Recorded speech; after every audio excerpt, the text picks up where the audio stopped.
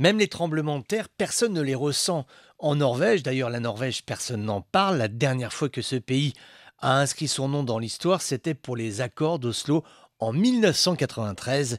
Tu vois, c'était il y a bien longtemps. Ce pays détient pourtant un record, 1000 milliards de dollars.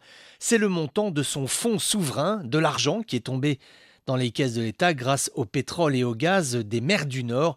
1000 milliards de dollars, ce sont les économies de la Norvège, son pactole, l'argent de côté pour voir venir. Or, c'est là que s'est produit un tremblement de terre passé inaperçu. Les Norvégiens ont décidé de renoncer au pétrole, du moins s'en écarter, prendre leur distance, lever le pied sur les investissements dans le secteur des énergies fossiles. C'est une indication de tendance parce que si les Norvégiens le font, eux qui sont riches, qui sont stables, qui ont un pays sans conflit ni tension interne, excentré du concert des nations, donc tenu à l'écart des grandes douleurs du monde, si les Norvégiens le font, c'est que le vent a vraiment tourné. Le pays prépare sa sortie du pétrole, ça va être compliqué, car sans l'incroyable manne financière qui est la sienne, l'économie norvégienne serait aujourd'hui déficitaire d'environ 80 millions d'euros. Alors, c'est pas grand-chose, hein, c'est même pas le prix d'un porte-avions, comme perdre 50 000 emplois l'année dernière. En soi, ce n'est pas dramatique à l'échelle d'un pays, sauf pour ceux qui le vivent, hein, ils en retrouvent un autre, l'économie locale est dynamique, mais il y a ce mais